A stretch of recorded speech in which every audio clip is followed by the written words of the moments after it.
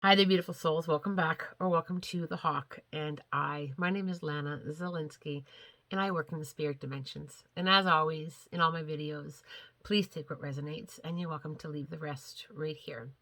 I'm sharing with permission today an experience that I was honored to be a part of.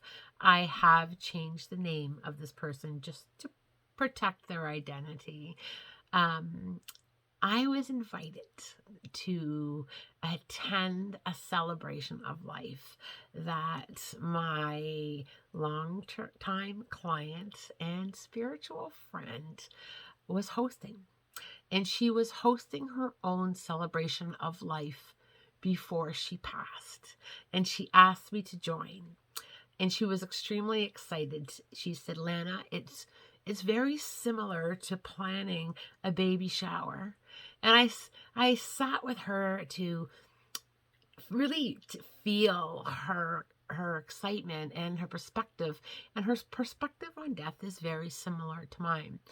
Life is meant to be celebrated. And Betty would tell you that she had an incredible journey filled with learning and filled with love. And when she received her cancer diagnosis just a few years ago, she embraced it. She embraced that part of her journey. And she knew she was at the end. And she had many conversations with Spirit on how she wanted that to look like. So I attended her celebration of life, and it was absolutely magical. All her friends were there. Now, she didn't have much living family, but she did have some family that attended. And I just kind of sat back and kind of watched everyone. And in the beginning, people were sad, and fair enough. But Betty did not allow that. She really worked hard to bring people into the vibration of celebration. Really celebrating. She had like this video put together of all the highlights of her life. And then there was another video that she called it My Trip and Falls, where it was more of a documentation with pictures on hard parts of her life and how she overcame them. She taught people to look at her life with the love and joy that she felt she got out of life. And we had a wonderful time. She actually set up a charity if people chose to donate to rather than bring her gifts, because she said she didn't need gifts where she was going. She was leaving with what she came into the world with. I had an incredible time, and Betty had an incredible time, and the people that were there really shifted a little bit on their perspective and loved the idea on how she was celebrating her life before she passed. Now, as we were cleaning up, getting ready to leave, we were just doing some tidying after the party. Betty called me over and she said to me, I really, really want you to sit with me when I'm dying. And I became very emotional and very teary. It was such an honor to be asked to sit with her.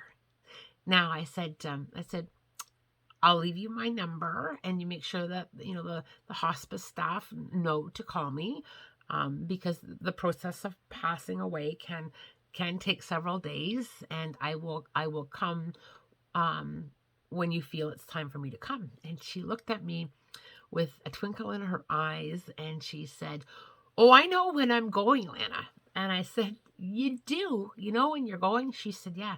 And she told me the date that she was asking to go on. And I said to her, I said, I think that's wonderful. And I have so much love for you, and I think you're extremely strong and brave. And she said, well, I put in my request, and let's see what Spirit does with it. And I said, okay.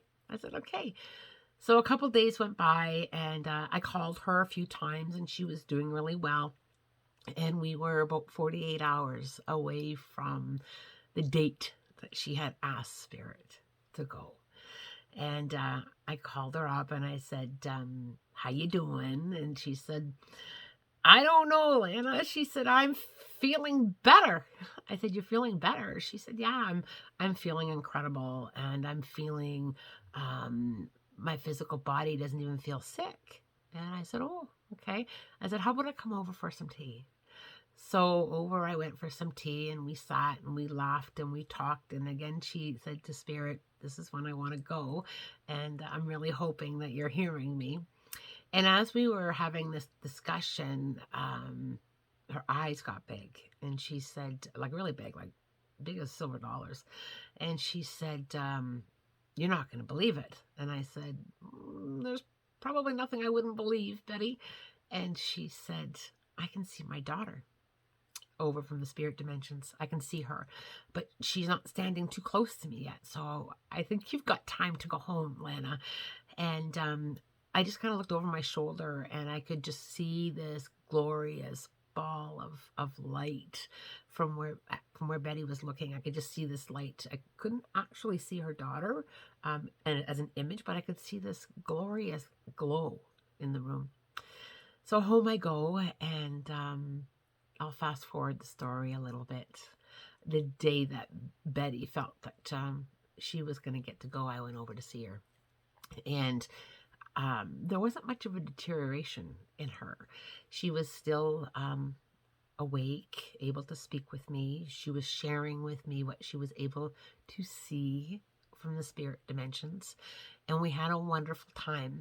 And then she thanked me for sitting there with her, and she excused me. She said, I think you can go now. I got this, Lana. I think I got this.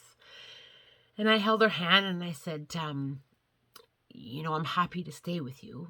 I'll be honored to stay with you. And she says to me, she said, well, I put in my request, and this is a very private moment, Lana. This is very private. This is between me and Spirit. And I can see all my deceased loved ones. I can see the other side. And I'm ready to cross. And whether it be today or tomorrow, I'm ready to go. And she was so firm, even though I was like, I don't want to go. And I want to be here for you. She was very much okay. She said, this is my choice. I'm choosing to physically leave my body alone in privacy. My spirit will be leaving, and you no longer need to be here, Lana. And she said, nobody crosses alone. And those words are so true. I have held many dying hands, and I've talked to many spirits who left this physical world with no one at their bedside. And they are all very clear that no one crosses alone. So I kissed my friend's forehead, and I let her know that I will be expecting some pretty significant spirit signs. And I left. And I got a call from the hospice worker. Betty got her wish. She got to go the day that she asked Spirit to go. And I was like, oh, isn't that interesting? Does it always work like that? No. Do I think that part of it was she was willing to surrender from her physical body? Yeah. It's an interesting space to be in. I know there have been many stories from people told where they said, today's the day I'm going, or had that inner knowing. And sure enough, they went. But Betty left me exactly the date that she said that she would. And interestingly enough, 48 hours later, out of nowhere, I swear, out of nowhere, and I know you guys are going to say, oh, come on, Lana, oh, come on. You know those party things that you blow? Kids, I don't know what they're called, but those party whistles that, kids blow at their birthday party? I found one. I literally, one showed up right outside my office door. Now, yeah, maybe somebody dropped it, perhaps, but it had the vibration of celebration of life written all over it. I just knew. And I looked up and I said, thanks, Betty. I will continue celebrating. I will celebrate my life, your life, all life. I do hope that you like this little chit chat on Betty's last days and her view on life, because she had it right. We're here to celebrate who we are. Much love, light, blessings, and as always, a spirit guided day.